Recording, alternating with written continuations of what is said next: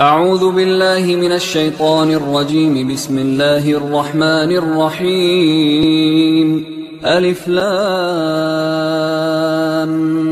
ميم.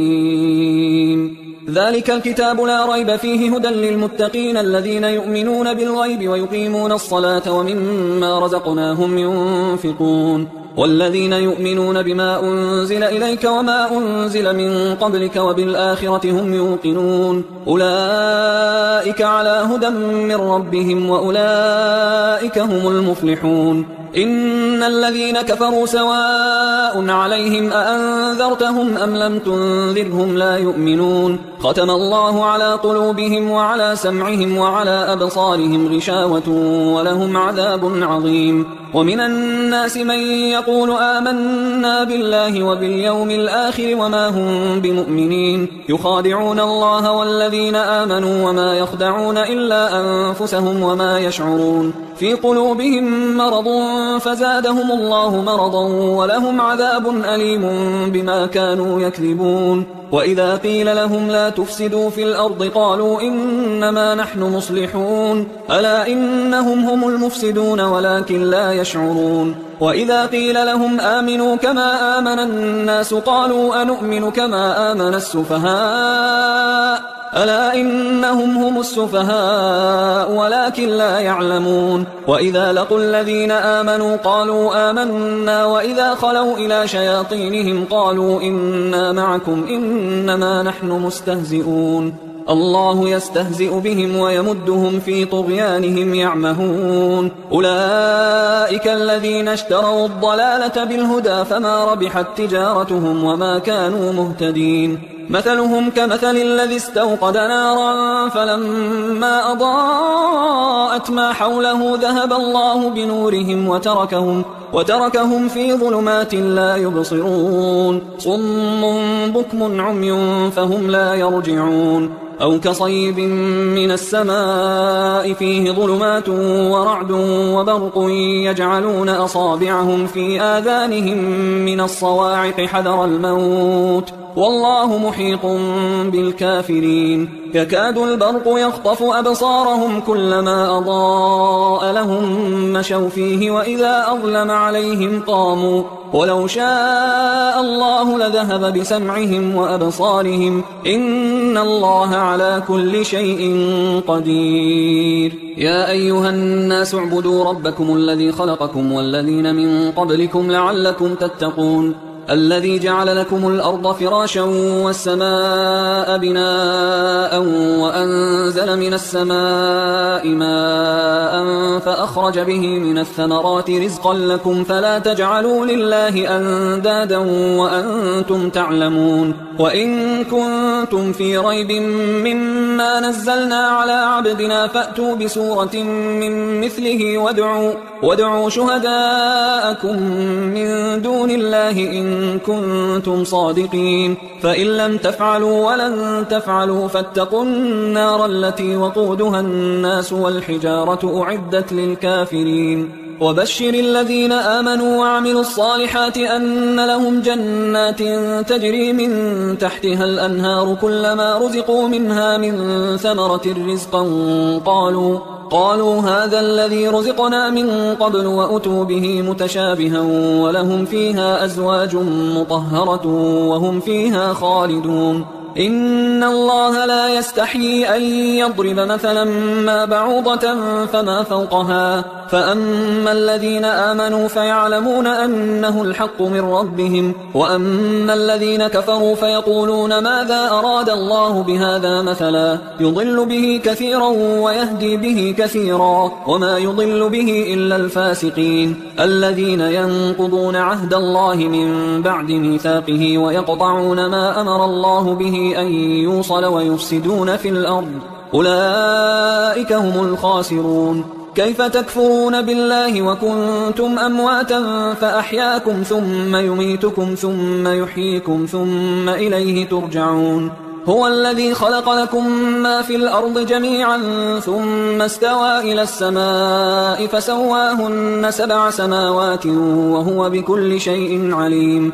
وإذ قال ربك للملائكة إني جاعل في الأرض خليفة قالوا أتجعل فيها من يفسد فيها ويسفك الدماء ونحن نسبح بحمدك ونقدس لك قال إني أعلم ما لا تعلمون وعلم آدم الأسماء كلها ثم عرضهم على الملائكة فقال أنبئوني بأسماء هؤلاء إن كنتم صادقين قالوا سبحانك لا علم لنا إلا ما علمتنا إنك أنت العليم الحكيم قال يا آدم أنبئهم بأسمائهم فلما أنبأهم بأسمائهم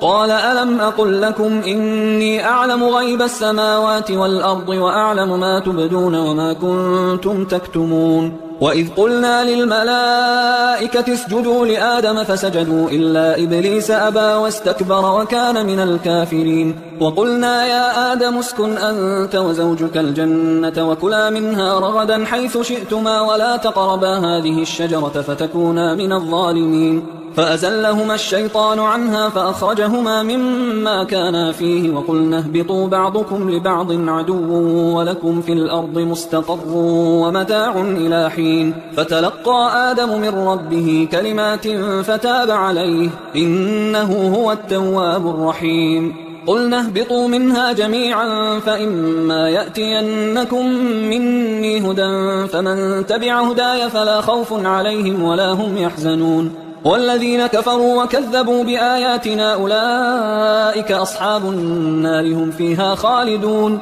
يا بني إسرائيل اذكروا نعمتي التي أنعمت عليكم وأوفوا بعهدي أوف بعهدكم وإياي فارهبون وآمنوا بما أنزلت مصدقا لما معكم ولا تكونوا أول كافر به ولا تشتروا بآياتي ثمنا قليلا وإياي فاتقون ولا تلبسوا الحق بالباطل وتكتموا الحق وأنتم تعلمون وأقيموا الصلاة وآتوا الزكاة واركعوا مع الراكعين أتأمرون الناس بالبر وتنسون أنفسكم وأنتم تتلون الكتاب أفلا تعقلون واستعينوا بالصبر والصلاة وإنها لكبيرة إلا على الخاشعين الذين يظنون أنهم ملاقو ربهم وأنهم إليه راجعون يا بني إسرائيل اذكروا نعمتي التي أنعمت عليكم وأني فضلتكم على العالمين واتقوا يوما لا تجزي نفس عن نفس شيئا ولا يقبل منها شفاعة ولا يؤخذ منها عدل ولا هم ينصرون وإذ نجيناكم من آل فرعون يسومونكم سوء العذاب يذبحون أبناءكم ويستحيون نساءكم وفي ذلكم بلاء من ربكم عظيم وإذ فرقنا بكم البحر فأنجيناكم وأغرقنا آل فرعون وأنتم تنظرون وإذ واعدنا موسى 40 ليلة ثم اتخذتم العجل من بعده وأنتم ظالمون ثم عفونا عنكم من بعد ذلك لعلكم تشكرون وإذ آتينا موسى الكتاب والفرقان لعلكم تهتدون وإذ قال موسى لقومه يا قوم إنكم ظلمتم أنفسكم باتخاذكم العجل فتوبوا إلى بارئكم فاقتلوا أنفسكم ذلكم خير لكم عند بارئكم فتاب عليكم إنه هو التواب الرحيم وإذ قلتم يا موسى لن نؤمن لك حتى نرى الله جهرة فأخذتكم الصاعقة وأنتم تنظرون ثم بعثناكم من بعد موتكم لعلكم تشكرون وظللنا عليكم الغمام وأنزلنا عليكم المن والسلوى كلوا من طيبات ما رزقناكم وما ظلمونا ولكن كانوا أنفسهم يظلمون وإذ قلنا ادخلوا هذه القرية فكلوا منها حيث شئتم رغدا وادخلوا الباب سجدا وقولوا حطة نغفر لكم خطاياكم وسنزيد المحسنين فبدل الذين ظلموا قولا غير الذي قيل لهم فأنزلنا على الذين ظلموا رجزا من السماء بما كانوا يفسقون وإذ استسقى موسى لقومه فقلنا اضرب بعصاك الحجر فانفجرت منه 12 عينا قد علم كل أناس مشربهم كلوا واشربوا من رزق الله ولا تعثوا في الأرض مفسدين وإذ قلتم يا موسى لن نصبر على طعام واحد فادع لنا ربك يخرج لنا مما تنبت الأرض من بقلها وقثائها وفومها وعدسها وبصلها قال أتستبدلون الذي هو أدنى بالذي هو خير اهبطوا مصرا فإن لكم ما سألتم وضربت عليهم الذلة والمسكنة وباءوا بغضب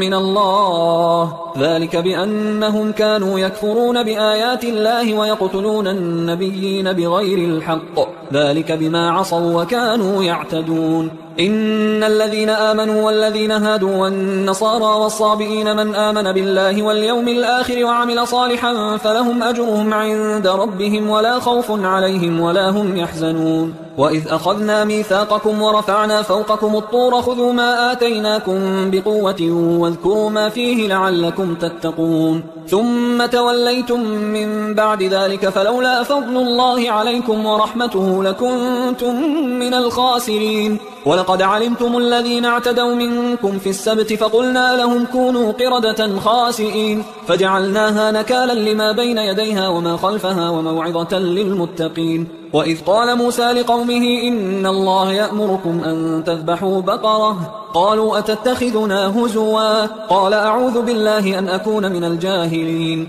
قالوا ادع لنا ربك يبين لنا ما هي قال إنه يقول إنها بقرة لا فارض ولا بكر عوان بين ذلك فافعلوا ما تؤمرون قالوا ادع لنا ربك يبين لنا ما لونها قال إنه يقول إنها بقرة صفراء فاقع لونها تسر الناظرين قالوا ادع لنا ربك يبين لنا ما هي إن البقرة شابه علينا وإنا إن شاء الله لمهتدون قال إنه يقول إنها بقرة لا ذلول تثير الأرض ولا تسقي الحرث مسلمة لا شية فيها قالوا الآن جئت بالحق فذبحوها وما كادوا يفعلون وإذ قتلتم نفسا فادارأتم فيها والله مخرج ما كنتم تكتمون فقلنا اضربوه ببعضها كذلك يحيي الله الموتى ويريكم آياته لعلكم تعقلون ثم قست قلوبكم من بعد ذلك فهي كالحجارة أو أشد قسوة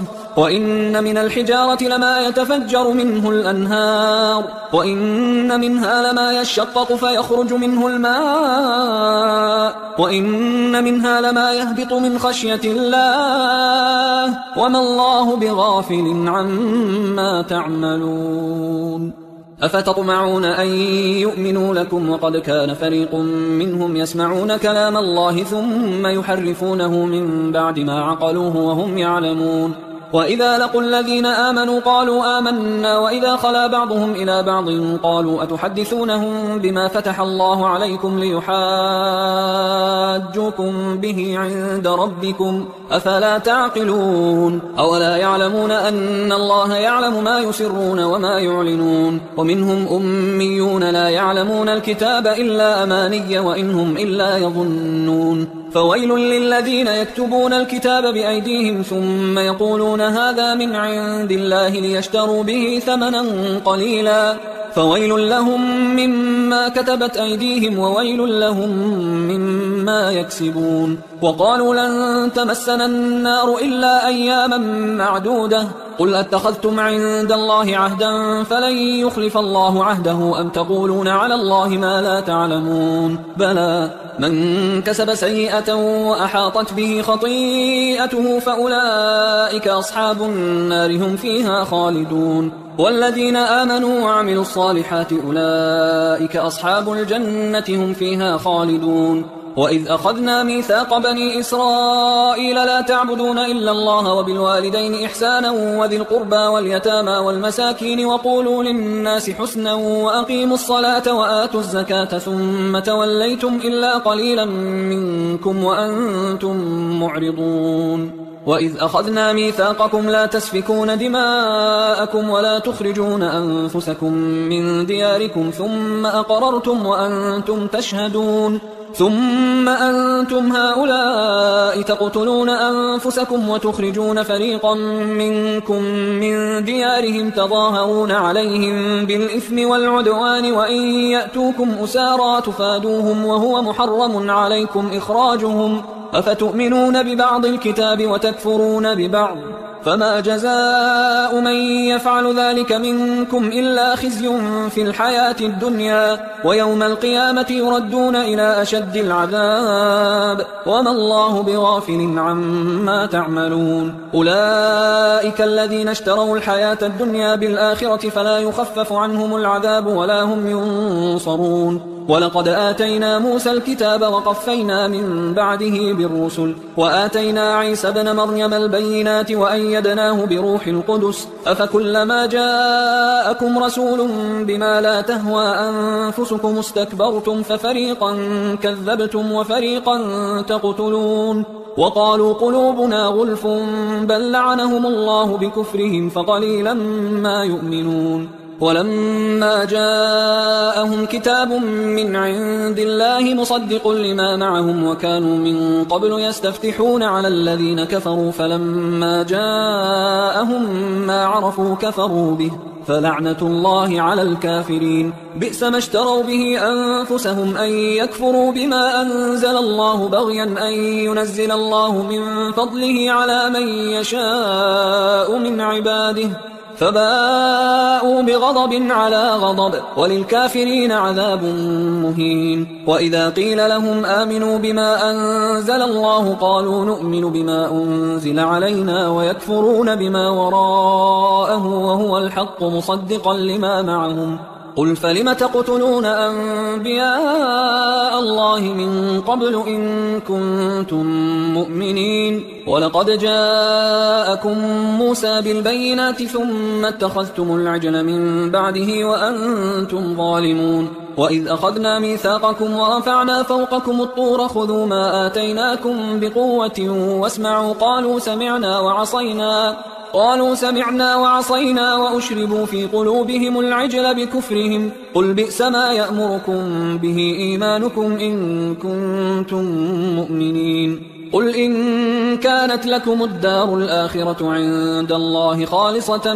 من دون الناس فتمنوا الموت إن كنتم صادقين ولن يتمنوه أبدا بما قدمت أيديهم والله عليم بالظالمين ولتجدنهم أحرص الناس على حياة ومن الذين أشركوا يود أحدهم لو يعمر 1000 سنة وما هو بمزحزحه من العذاب أن يعمر والله بصير بما يعملون قل من كان عدوا لجبريل فإنه نزله على قلبك بإذن الله مصدقا لما بين يديه وهدى وبشرى للمؤمنين من كان عدوا لله وملائكته ورسله وجبريل وميكال فإن الله عدو للكافرين ولقد أنزلنا إليك آيات بينات وما يكفر بها إلا الفاسقون أوكلما عاهدوا عهدا نبذه فريق منهم بل أكثرهم لا يؤمنون ولما جاءهم رسول من عند الله مصدق لما معهم نبذ فريق من الذين أوتوا الكتاب كتاب الله وراء ظهورهم كأنهم لا يعلمون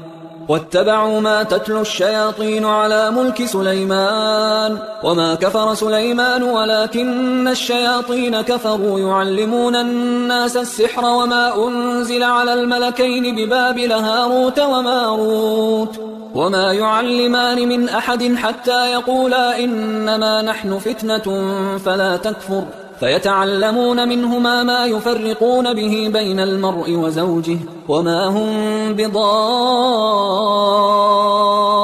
به من أحد إلا بإذن الله ويتعلمون ما يضرهم ولا ينفعهم ولقد علموا لمن اشتراه ما له في الآخرة من خلاق ولبئس ما شروا به أنفسهم لو كانوا يعلمون ولو أنهم آمنوا واتقوا لمثوبة من عند الله خير لو كانوا يعلمون يا أيها الذين آمنوا لا تقولوا راعنا وقولوا انظرنا واسمعوا وللكافرين عذاب أليم. ما يود الذين كفروا من أهل الكتاب ولا المشركين أن ينزل عليكم من خير من ربكم والله يختص برحمته من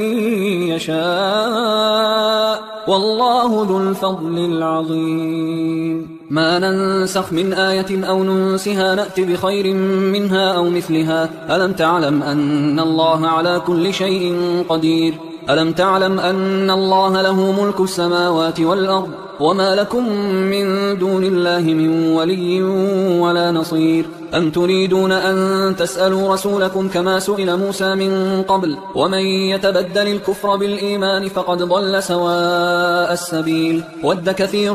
من أهل الكتاب لو يردونكم من بعد إيمانكم كفارا حسدا من عند أنفسهم من بعد ما تبين لهم الحق فاعفوا واصفحوا حتى يأتي الله بأمره إن الله على كل شيء قدير. وأقيموا الصلاة وآتوا الزكاة وما تقدموا لأنفسكم من خير تجدوه عند الله إن الله بما تعملون بصير. وقالوا لن يدخل الجنة إلا من كان هودا أو نصارى تلك أمانيهم قل هاتوا برهانكم إن كنتم صادقين بلى من أسلم وجهه لله وهو محسن فله أجره عند ربه ولا خوف عليهم ولا هم يحزنون. وقالت اليهود ليست النصارى على شيء وقالت النصارى ليست اليهود على شيء وهم يتلون الكتاب كذلك قال الذين لا يعلمون مثل قولهم فالله يحكم بينهم يوم القيامة فيما كانوا فيه يختلفون.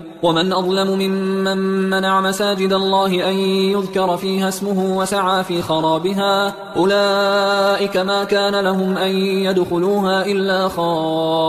خائفين لهم في الدنيا خزي ولهم في الآخرة عذاب عظيم. ولله المشرق والمغرب فأينما تولوا فثم وجه الله إن الله واسع عليم. وقالوا اتخذ الله ولدا سبحانه بل له ما في السماوات والأرض كل له قانتون بديع السماوات والأرض وإذا قضى أمرا فإنما يقول له كن فيكون. وقال الذين لا يعلمون لولا يكلمنا الله أو تأتينا آية كذلك قال الذين من قبلهم مثل قولهم تشابهت قلوبهم قد بينا الآيات لقوم يوقنون. إنا أرسلناك بالحق بشيرا ونذيرا ولا تسأل عن أصحاب الجحيم. ولن ترضى عنك اليهود ولا النصارى حتى تتبع ملتهم قل إن هدى الله هو الهدى ولئن اتبعت أهواءهم بعد الذي جاءك من العلم ما لك من الله من ولي ولا نصير. الذين آتيناهم الكتاب يتلونه حق تلاوته أولئك يؤمنون به ومن يكفر به فأولئك هم الخاسرون. يا بني إسرائيل اذكروا نعمتي التي أنعمت عليكم وأني فضلتكم على العالمين واتقوا يوما لا تجزي نفس عن نفس شيئا ولا يقبل منها عدل ولا تنفعها شفاعة ولا هم ينصرون. وإذ ابتلى إبراهيم ربه بكلمات فأتمهن قال إني جاعلك للناس إماما قال ومن ذريتي قال لا ينال عهد الظالمين. وإذ جعلنا البيت مثابة للناس وأمنا واتخذوا من مقام إبراهيم مصلى وعهدنا إلى إبراهيم وإسماعيل أن طهرا بيتي للطائفين والعاكفين والركع السجود. وإذ قال إبراهيم رب اجعل هذا بلدا آمنا وارزق أهله من الثمرات من آمن منهم بالله واليوم الآخر قال ومن كفر فأمتعه قليلا ثم أضطره إلى عذاب النار وبئس المصير. وإذ يرفع إبراهيم القواعد من البيت وإسماعيل ربنا تقبل منا إنك أنت السميع العليم. ربنا واجعلنا مسلمين لك ومن ذريتنا أمة مسلمة لك وأرنا مناسكنا وتب علينا إنك أنت التواب الرحيم ربنا وابعث فيهم رسولا منهم يتلو عليهم آياتك ويعلمهم الكتاب والحكمة ويزكيهم إنك أنت العزيز الحكيم ومن يرغب عن ملة إبراهيم إلا من سفه نفسه ولقد اصطفيناه في الدنيا وإنه في الآخرة لمن الصالحين إذ قال له ربه أسلم قال أسلمت لرب العالمين ووصى بها إبراهيم بنيه ويعقوب يا بني إن الله اصطفى لكم الدين فلا تموتن إلا وأنتم مسلمون أم كنتم شهداء إذ حضر يعقوب الموت إذ قال لبنيه ما تعبدون من بعدي قالوا نعبد إلهك وإله آبائك إبراهيم وإسماعيل وإسحاق إلها واحدا ونحن له مسلمون تلك أمة قد خلت لها ما كسبت ولكم ما كسبتم ولا تسألون عما كانوا يعملون وقالوا كونوا هودا أو نصارى تهتدوا قل بل ملة إبراهيم حنيفا وما كان من المشركين قولوا آمنا بالله وما أنزل إلينا وما أنزل إلى إبراهيم وإسماعيل وإسحاق ويعقوب والأسباط وما أوتي موسى وعيسى وما أوتي النبيون من ربهم لا نفرق بين أحد منهم ونحن له مسلمون فإن آمنوا بمثل ما آمنتم به فقد اهتدوا وإن تولوا فإنما هم في شقاق فسيكفيكهم الله وهو السميع العليم صبغة الله ومن أحسن من الله صبغة ونحن له عابدون قل أتحاجوننا في الله وهو ربنا وربكم ولنا أعمالنا ولكم أعمالكم ونحن له مخلصون أم تقولون إن إبراهيم وإسماعيل وإسحاق ويعقوب والأسباط كانوا هودا أو نصارى قل أأنتم أعلم أم الله ومن أظلم ممن كتم شهادة عنده من الله وما الله بغافل عما تعملون تلك أمة قد خلت لها ما كسبت ولكم ما كسبتم ولا تسألون عما كانوا يعملون سيقول السفهاء من الناس ما ولاهم عن قبلتهم التي كانوا عليها قل لله المشرق والمغرب يهدي من يشاء إلى صراط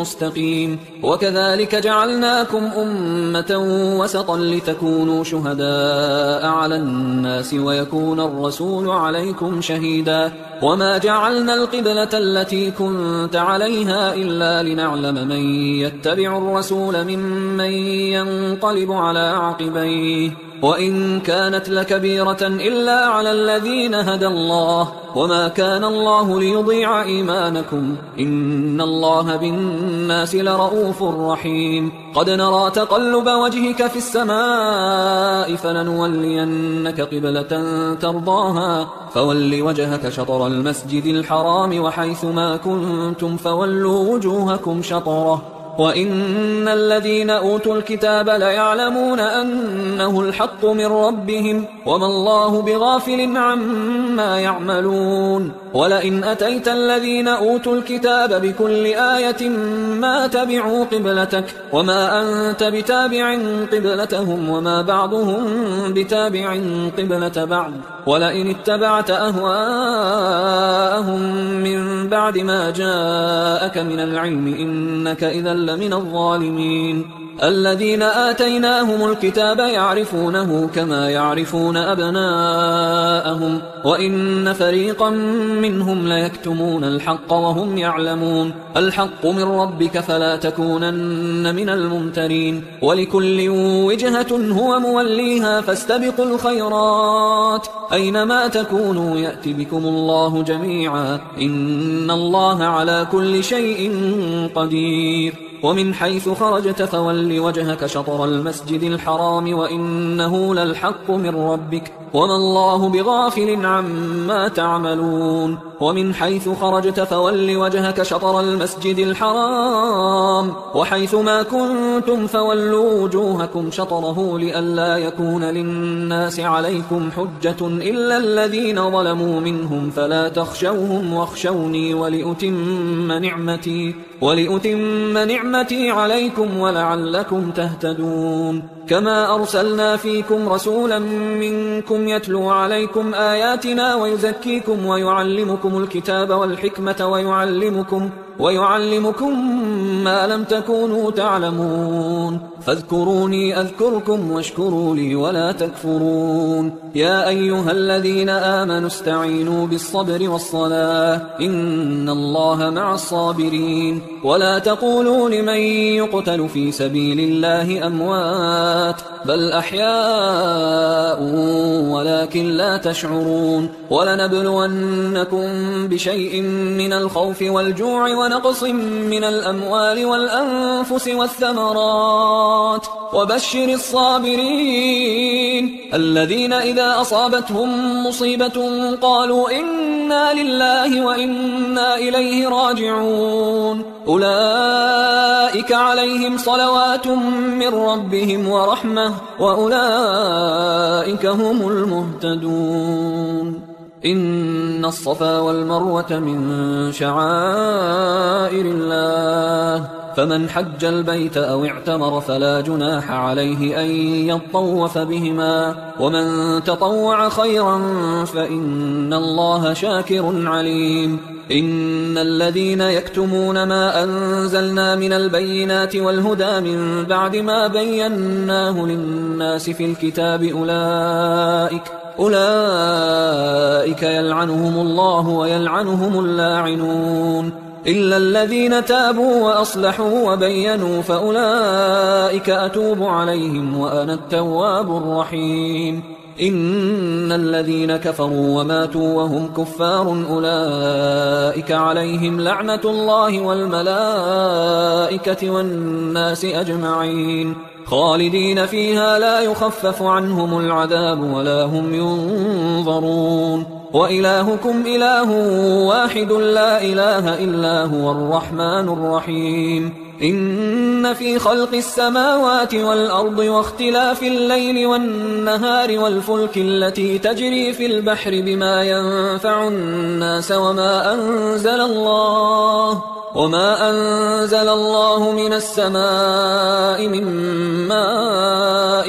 فأحيا به الأرض بعد موتها وبث فيها من كل دابة وتصريف الرياح والسحاب المسخر بين السماء والأرض لآيات لقوم يعقلون. ومن الناس من يتخذ من دون الله أندادا يحبونهم كحب الله والذين آمنوا أشد حبا لله. ولو يرى الذين ظلموا إذ يرون العذاب أن القوة لله جميعا وأن الله شديد العذاب إذ تبرأ الذين اتبعوا من الذين اتبعوا ورأوا العذاب وتقطعت بهم الأسباب. وقال الذين اتبعوا لو أن لنا كرة فنتبرأ منهم كما تبرأوا منا كذلك يريهم الله أعمالهم حسرات عليهم وما هم بخارجين من النار. يا أيها الناس كلوا مما في الأرض حلالا طيبا ولا تتبعوا خطوات الشيطان إنه لكم عدو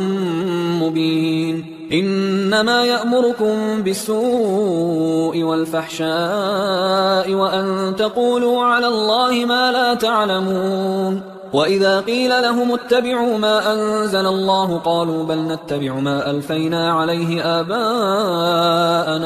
أولو كان آباؤهم لا يعقلون شيئا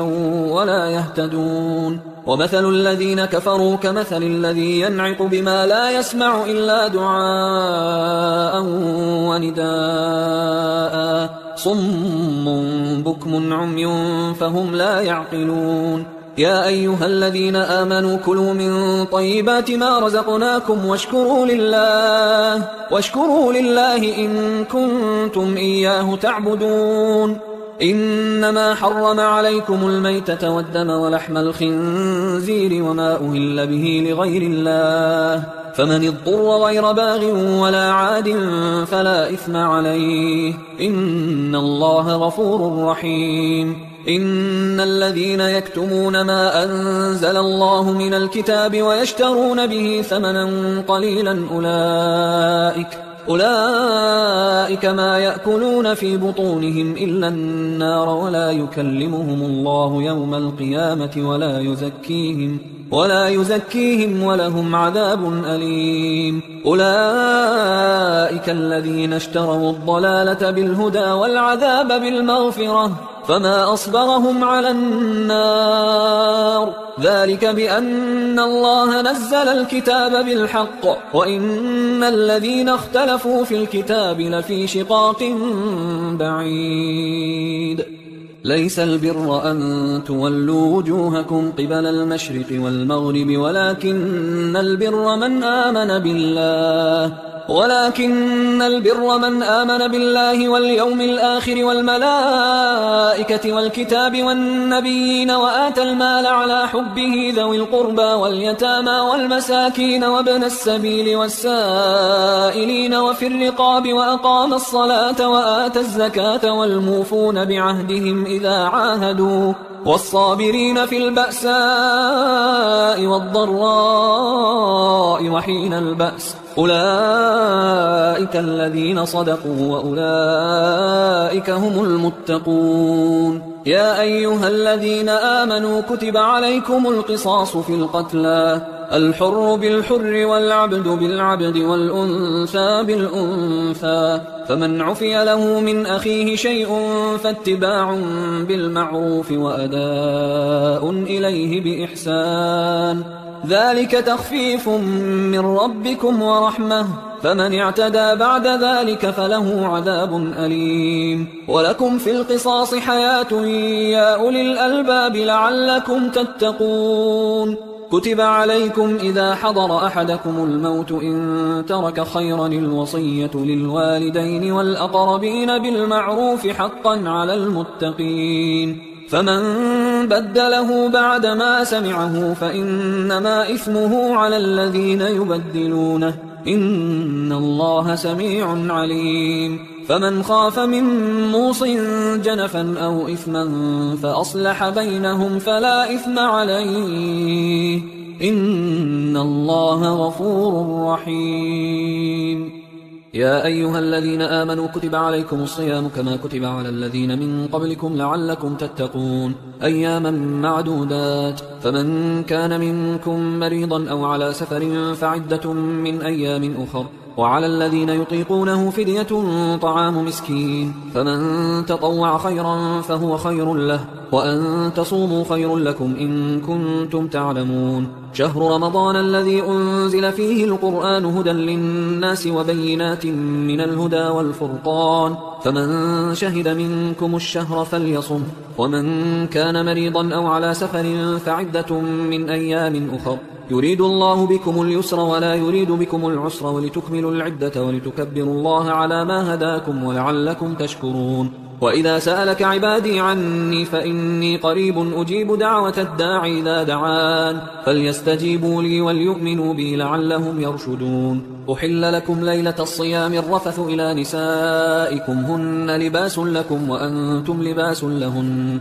علم الله أنكم كنتم تختانون أنفسكم فتاب عليكم وعفى عنكم فالآن باشروهن وابتغوا ما كتب الله لكم وكلوا واشربوا حتى يتبين لكم الخيط الأبيض من الخيط الأسود من الفجر ثم أتموا الصيام إلى الليل ولا تباشروهن وأنتم عاكفون في المساجد تلك حدود الله فلا تقربوها كذلك يبين الله آياته للناس لعلهم يتقون ولا تأكلوا أموالكم بينكم بالباطل وتدلوا بها إلى الحكام لتأكلوا فريقا من أموال الناس بالإثم وأنتم تعلمون يسألونك عن الأهلة قل هي مواقيت للناس والحج وليس البر بأن تأتوا البيوت من ظهورها ولكن البر من اتقى وأتوا البيوت من أبوابها واتقوا الله لعلكم تفلحون وقاتلوا في سبيل الله الذين يقاتلونكم ولا تعتدوا إن الله لا يحب المعتدين وقتلوهم حيث ثقفتموهم وأخرجوهم من حيث أخرجوكم والفتنة أشد من القتل ولا تقاتلوهم عند المسجد الحرام حتى يقاتلوكم فيه فإن قاتلوكم فاقتلوهم كذلك جزاء الكافرين فإن انتهوا فإن الله غفور رحيم وقاتلوهم حتى لا تكون فتنة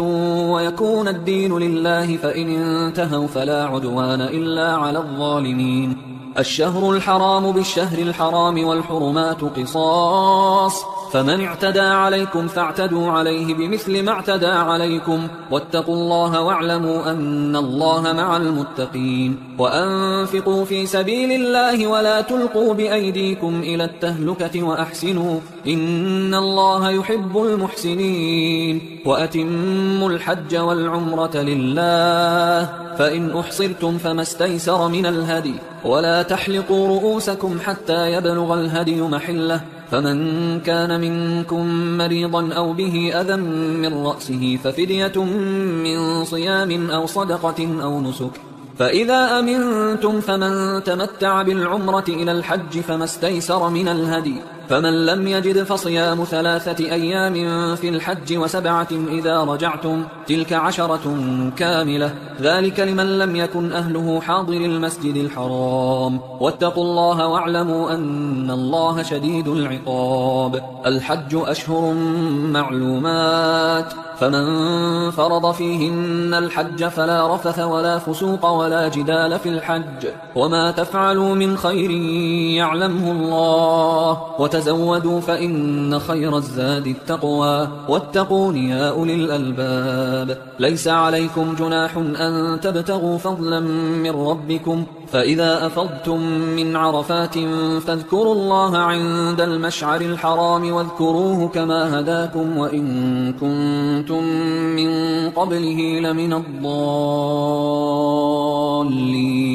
ثم أفيضوا من حيث أفاض الناس واستغفروا الله إن الله غفور رحيم فإذا قضيتم مناسككم فاذكروا الله كذكركم آباءكم أو أشد ذكرا فمن الناس من يقول ربنا آتنا في الدنيا وما له في الآخرة من خلاق ومنهم من يقول ربنا آتنا في الدنيا حسنة وفي الآخرة حسنة وقنا عذاب النار أولئك لهم نصيب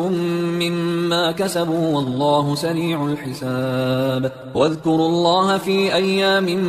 معدودات فمن تعجل في يومين فلا إثم عليه ومن تأخر فلا إثم عليه لمن اتقى واتقوا الله واعلموا أنكم إليه تحشرون ومن الناس من يعجبك قوله في الحياة الدنيا ويشهد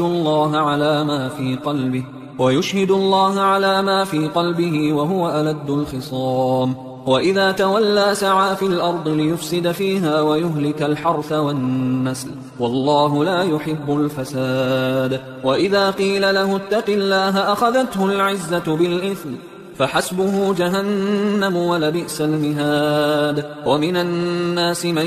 يشري نفسه ابتغاء مرضات الله والله رؤوف بالعباد. يا أيها الذين آمنوا ادخلوا في السلم كافة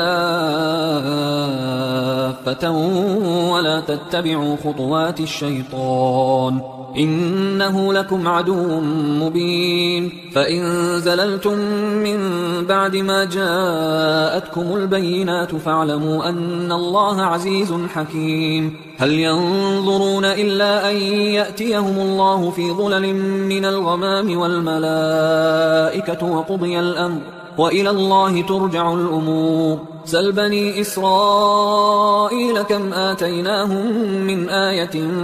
بينة ومن يبدل نعمة الله من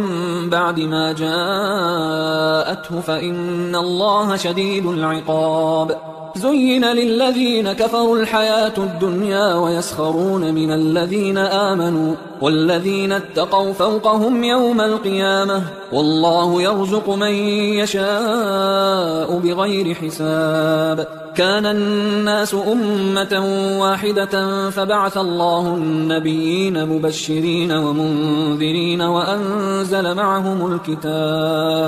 وأنزل معهم الكتاب بالحق ليحكم بين الناس فيما اختلفوا فيه وما اختلف فيه إلا الذين أوتوه من بعد ما جاءتهم البينات بغيا بينهم فهدى الله الذين آمنوا لما اختلفوا فيه من الحق بإذنه والله يهدي من يشاء إلى صراط مستقيم. أم حسبتم أن تدخلوا الجنة ولما يأتكم مثل الذين خلوا من قبلكم مستهم البأساء والضراء وزلزلوا حتى يقول الرسول والذين آمنوا معه متى نصر الله ألا إن نصر الله قريب. يسألونك ماذا ينفقون قل ما أنفقتم من خير فللوالدين والأقربين واليتامى والمساكين وابن السبيل وما تفعلوا من خير فإن الله به عليم. كتب عليكم القتال وهو كره لكم وعسى أن تكرهوا شيئا وهو خير لكم وعسى أن تحبوا شيئا وهو شر لكم والله يعلم وأنتم لا تعلمون. يسألونك عن الشهر الحرام قتال فيه قل قتال فيه كبير وصد عن سبيل الله وكفر به والمسجد الحرام وإخراج أهله منه أكبر عند الله والفتنة أكبر من القتل ولا يزالون يقاتلونكم حتى يردوكم عن دينكم إن استطاعوا ومن يرتدد منكم عن دينه فيمت وهو كافر فأولئك حبطت أعمالهم في الدنيا والآخرة وأولئك أصحاب النار هم فيها خالدون. إن الذين آمنوا والذين هاجروا وجاهدوا في سبيل الله أولئك يرجون رحمة الله والله غفور رحيم. يسألونك عن الخمر والميسر قل فيهما إثم كبير ومنافع للناس وإثمهما أكبر من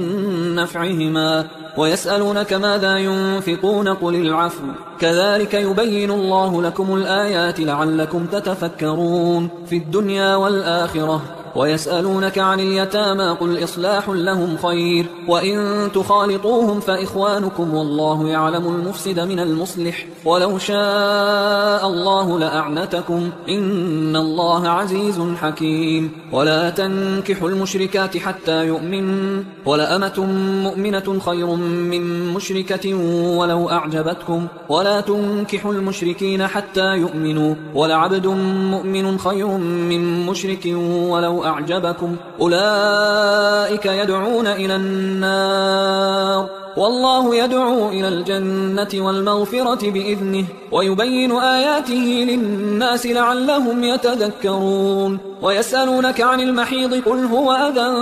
فاعتزلوا النساء في المحيض ولا تقربوهن حتى يطهرن فإذا تطهرن فأتوهن من حيث أمركم الله إن الله يحب التوابين ويحب المتطهرين. نساؤكم حرث لكم فأتوا حرثكم أنى شئتم وقدموا لأنفسكم واتقوا الله واعلموا أنكم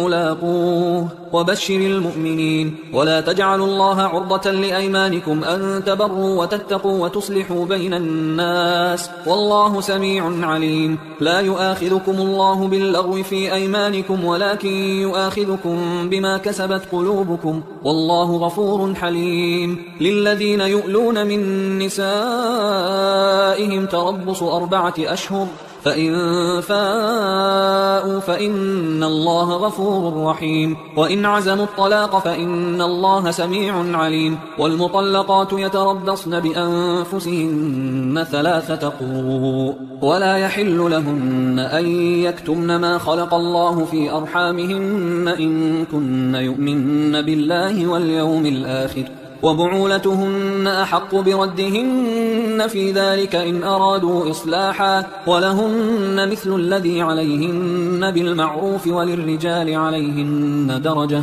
والله عزيز حكيم. الطلاق 2 فإمساك بمعروف أو تسريح بإحسان. ولا يحل لكم أن تأخذوا مما آتيتموهن شيئا إلا أن يخافا ألا يقيما حدود الله. فإن خفتم ألا يقيما حدود الله فلا جناح عليهما فيما افتدت به تلك حدود الله فلا تعتدوها ومن يتعد حدود الله فأولئك هم الظالمون. فإن طلقها فلا تحل له من بعد حتى تنكح زوجا غيره. فإن طلقها فلا جناح عليهما أن يتراجعا إن ظنا أن يقيما حدود الله وتلك حدود الله يبينها لقوم يعلمون. وإذا طلقتم النساء فبلغن أجلهن فأمسكوهن بمعروف أو سرحوهن بمعروف ولا تمسكوهن ضرارا لتعتدوا ومن يفعل ذلك فقد ظلم نفسه. ولا تتخذوا آيات الله هزوا واذكروا نعمة الله عليكم وما أنزل عليكم من الكتاب والحكمة يعظكم به واتقوا الله واعلموا أن الله بكل شيء عليم. وإذا طلقتم النساء فبلغن أجلهن فلا تعضلوهن أن ينكحن أزواجهن إذا تراضوا بينهم بالمعروف ذلك يوعظ به من كان منكم يؤمن بالله واليوم الآخر ذلكم أزكى لكم وأطهر والله يعلم وأنتم لا تعلمون. والوالدات يرضعن أولادهن حولين كاملين لمن أراد أن يتم الرضاعة وعلى المولود له رزقهن وكسوتهن بالمعروف لا تكلف نفس إلا وسعها لا تضار والدة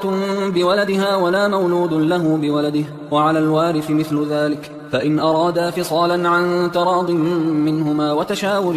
فلا جناح عليهما. وإن أردتم أن تسترضعوا أولادكم فلا جناح عليكم إذا سلمتم ما آتيتم بالمعروف واتقوا الله واعلموا أن الله بما تعملون بصير. والذين يتوفون منكم ويذرون أزواجا يتربصن بأنفسهن 4 أشهر و10 فإذا بلغن أجلهن فلا جناح عليكم فيما فعلن في أنفسهن بالمعروف والله بما تعملون خبير. ولا جناح عليكم فيما عرضتم به من خطبة النساء أو أكننتم في أنفسكم علم الله أنكم ستذكرونهن ولكن لا تواعدوهن سرا إلا أن تقولوا قولا معروفا ولا تعزموا عقدة النكاح حتى يبلغ الكتاب أجله واعلموا أن الله يعلم ما في أنفسكم فاحذروه واعلموا أن الله غفور حليم. لا جناح عليكم إن طلقتم النساء ما لم تمسوهن أو تفرضوا لهن فريضة ومتعوهن على الموسع قدره وعلى المقتر قدره متاعا بالمعروف حقا على المحسنين. وإن طلقتموهن من قبل أن تمسوهن وقد فرضتم لهن فريضة فنصف ما فرضتم إلا أن يعفون أو يعفو الذي بيده عقدة النكاح وأن تعفوا أقرب للتقوى ولا تنسوا الفضل بينكم إن الله بما تعملون بصير. حافظوا على الصلوات والصلاة الوسطى وقوموا لله قانتين. فإن خفتم فرجالا أو ركبانا فإذا أمنتم فاذكروا الله كما علمكم ما لم تكونوا تعلمون. والذين يتوفون منكم ويذرون أزواجا وصية لأزواجهم متاعا إلى الحول غير إخراج فإن خرجن فلا جناح عليكم فيما فعلن في أنفسهن من معروف والله عزيز حكيم. وللمطلقات متاع بالمعروف حقا على المتقين كذلك يبين الله لكم آياته لعلكم تعقلون. ألم تر إلى الذين خرجوا من ديارهم وهم ألوف حذر الموت فقال لهم الله موتوا ثم أحياهم إن الله لذو فضل على الناس ولكن أكثر الناس لا يشكرون. وقاتلوا في سبيل الله واعلموا أن الله سميع عليم. من ذا الذي يقرض الله قرضا حسنا فيضاعفه له أضعافا كثيرة والله يقبض ويبسط وإليه ترجعون. ألم تر إلى الملأ من بني إسرائيل من بعد موسى إذ قالوا لنبي له مبعث لنا ملكا نقاتل في سبيل الله قال هل عسيتم إن كتب عليكم القتال ألا تقاتلوا قالوا وما لنا ألا نقاتل في سبيل الله وقد أخرجنا من ديارنا وأبنائنا فلما كتب عليهم القتال تولوا إلا قليلا منهم والله عليم بالظالمين. وقال لهم نبيهم إن الله قد بعث لكم طالوت ملكا قالوا أنى يكون له الملك علينا ونحن أحق بالملك منه ولم يؤت سعة من المال قال إن الله اصطفاه عليكم وزاده بسطة في العلم والجسم والله يؤتي ملكه من يشاء والله واسع عليم. وقال لهم نبيهم إن آية ملكه أن يأتيكم التابوت فيه سكينة من ربكم وبقية مما ترك آل موسى وآل هارون تحمله الملائكة إن في ذلك لآية لكم إن كنتم مؤمنين. فلما فصل طالوت بالجنود قال إن الله مبتليكم بنهر فمن شرب منه فليس مني ومن لم يطعمه فإنه مني إلا من اغترف غرفة بيده فشربوا منه إلا قليلا منهم فلما جاوزه هو والذين آمنوا معه قالوا لا طاقة لنا اليوم بجالوت وجنوده قال الذين يظنون أنهم ملاقوا الله كم من فئة قليلة غلبت فئة كثيرة بإذن الله والله مع الصابرين. ولما برزوا لجالوت وجنوده قالوا ربنا أفرغ علينا صبرا وثبت أقدامنا وانصرنا على القوم الكافرين فهزموهم بإذن الله. وقتل داود جالوت وآتاه الله الملك والحكمة وعلمه مما يشاء ولولا دفع الله الناس بعضهم ببعض لفسدت الأرض ولكن الله ذو فضل على العالمين. تلك آيات الله نتلوها عليك بالحق وإنك لمن المرسلين. تلك الرسل فضلنا بعضهم على بعض منهم من كلم الله ورفع بعضهم درجات وآتينا عيسى ابن مريم البينات وأيدناه بروح القدس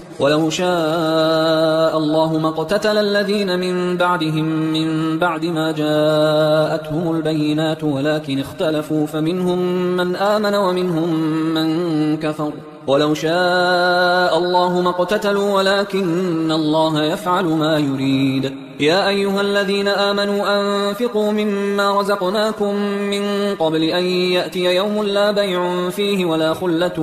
ولا شفاعة والكافرون هم الظالمون. الله لا إله إلا هو الحي القيوم لا تأخذه سنة ولا نوم له ما في السماوات وما في الأرض من ذا الذي يشفع عنده إلا بإذنه يعلم ما بين أيديهم وما خلفهم ولا يحيطون بشيء من علمه إلا بما شاء وسع كرسيه السماوات والأرض ولا يؤوده حفظهما وهو العلي العظيم. لا إكراه في الدين قد تبين الرشد من الغي فمن يكفر بالطاغوت ويؤمن بالله فقد استمسك بالعروة الوثقى لا انفصام لها والله سميع عليم. الله ولي الذين آمنوا يخرجهم من الظلمات إلى النور والذين كفروا أولياؤهم الطاغوت يخرجونهم من النور إلى الظلمات أولئك أصحاب النار هم فيها خالدون. ألم تر إلى الذي حاج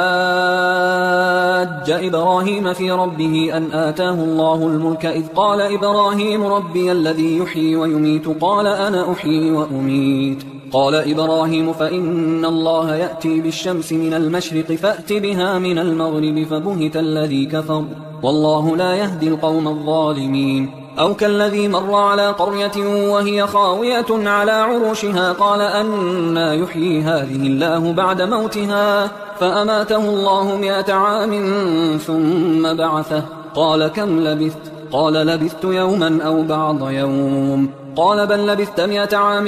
فانظر إلى طعامك وشرابك لم يتسنه وانظر إلى حمارك ولنجعلك آية للناس وانظر إلى العظام كيف ننشزها ثم نكسوها لحما فلما تبين له قال أعلم أن الله على كل شيء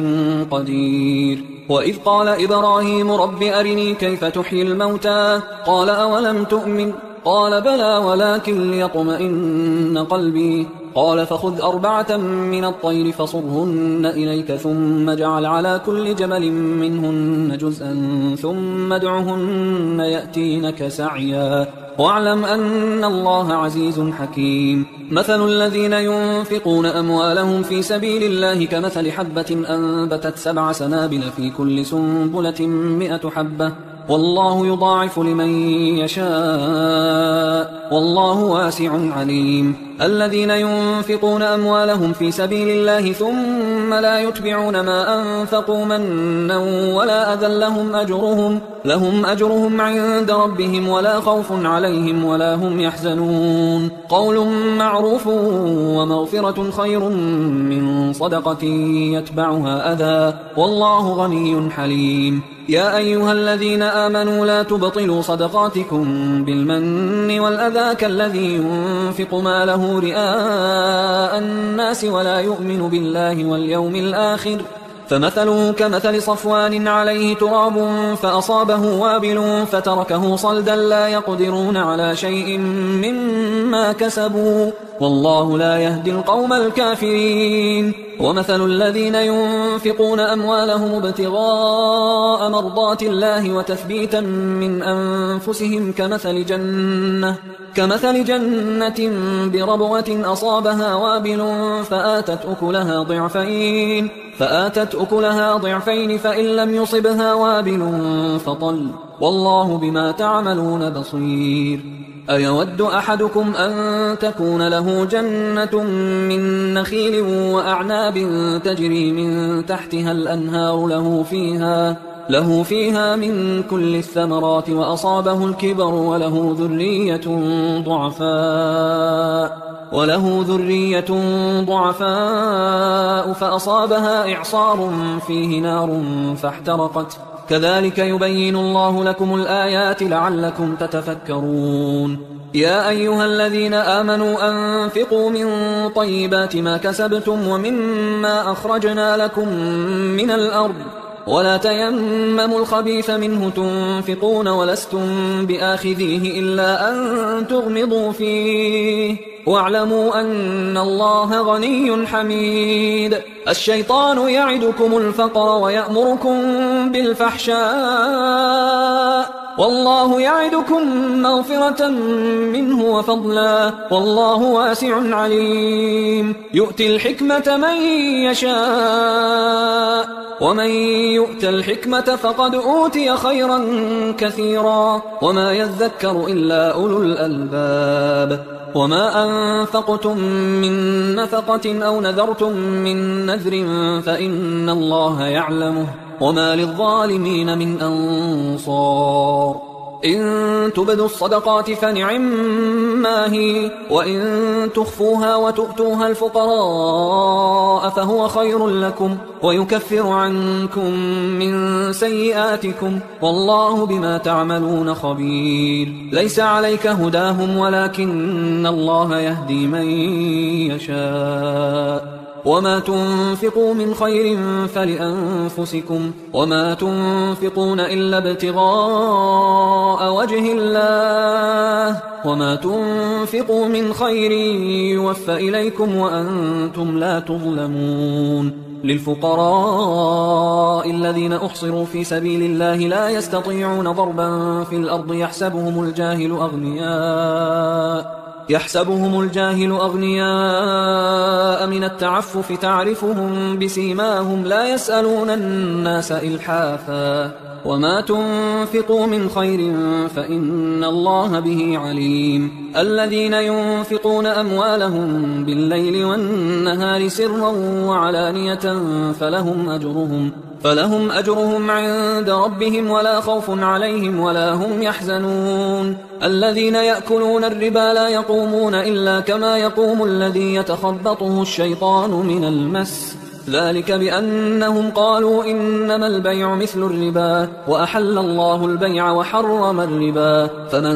جاءه موعظة من ربه فانتهى فله ما سلف وأمره إلى الله ومن عاد فأولئك أصحاب النار هم فيها خالدون يمحق الله الربا ويربي الصدقات والله لا يحب كل كفار أثيم إن الذين آمنوا وعملوا الصالحات وأقاموا الصلاة وآتوا الزكاة لهم أجرهم عند ربهم ولا خوف عليهم ولا هم يحزنون يا أيها الذين آمنوا اتقوا الله وذروا ما بقي من الربا إن كنتم مؤمنين فإن لم تفعلوا فأذنوا بحرب من الله ورسوله وإن تبتم فلكم رؤوس أموالكم لا تظلمون ولا تظلمون وإن كان ذو عسرة فنظرة إلى ميسرة وأن تصدقوا خير لكم إن كنتم تعلمون واتقوا يوما ترجعون فيه إلى الله ثم توفى كل نفس ما كسبت وهم لا يظلمون يا أيها الذين آمنوا إذا تداينتم بدين إلى أجل مسمى فاكتبوه وليكتب بينكم كاتب بالعدل ولا يأب كاتب أن يكتب كما علمه الله فليكتب وليملل الذي عليه الحق وليتق الله ربه ولا يبخس منه شيئا فإن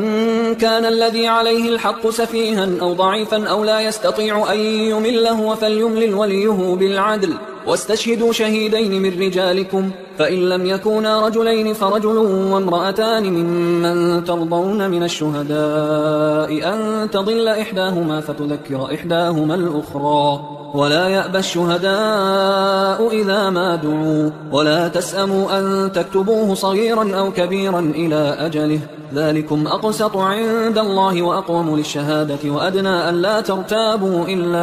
إلا أن تكون تجارة حاضرة تديرونها بينكم فليس عليكم جناح ألا تكتبوها وأشهدوا إذا تبايعتم ولا يضار كاتب ولا شهيد وإن تفعلوا فإنه فسوق بكم واتقوا الله ويعلمكم الله والله بكل شيء عليم وإن كنتم على سفر ولم تجدوا كاتبا فرهان مقبوضة فإن أمن بعضكم بعضا فليؤدي الذي اؤتمن أمانته وليتق الله ربه ولا تكتموا الشهادة ومن يكتمها فإنه آثم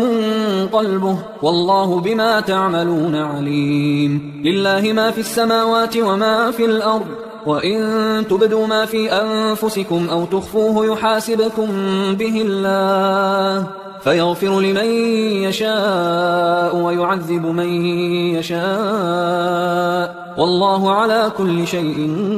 قدير آمن الرسول بما أنزل إليه من ربه والمؤمنون كل آمن بالله وملائكته وكتبه ورسله لا نفرق بين أحد من رسله وقالوا سمعنا وأطعنا غفرانك ربنا وإليك المصير لا يكلف الله نفسا إلا وسعها، لها ما كسبت وعليها ما اكتسبت. ربنا لا تؤاخذنا إن نسينا أو أخطأنا، ربنا ولا تحمل علينا إصرا كما حملته على الذين من قبلنا، ربنا ولا تحملنا ما لا طاقة لنا به، واعف عنا واغفر لنا وارحمنا، أنت مولانا فانصرنا على القوم الكافرين.